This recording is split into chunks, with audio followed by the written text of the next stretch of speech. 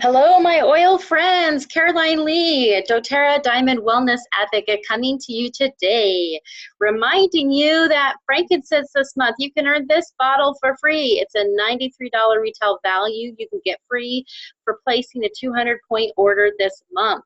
This is amazing. I have people who wait all year to get free frankincense. I love frankincense, and there are so many studies about this. In fact, there's over 100 published studies about the benefits of frankincense.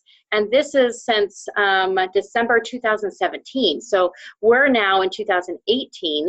I'm sure that there are many more studies about frankincense and the benefits from it. So if you haven't tried frankincense, you need to get this bottle and talk to somebody like myself to get this and earn this for free, because this is an amazing value. So today I'm going to talk to you about 3 ways that you can utilize your frankincense in practical ways.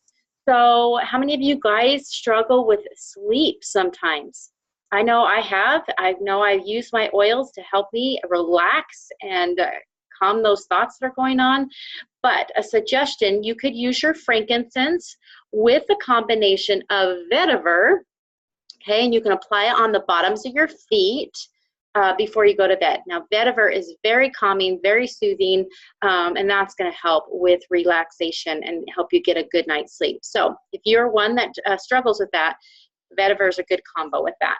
You can also add frankincense with On Guard, okay, in a veggie cap, and you can make a kind of like a flu bomb and something to help boost your immune system, okay? And I've done this when seasonal threats are really, really high and environmental threats are really, really high. I've also I feel like I'm under the weather and I need some additional support. I will use that in a capsule. I will actually add oregano or Melaleuca or lemon with it, and I will take it a couple times a day just to help with my recovery, so that my body has some more tools to aid in its recovery. So definitely do that as well. And I know everybody gets sick eventually, right?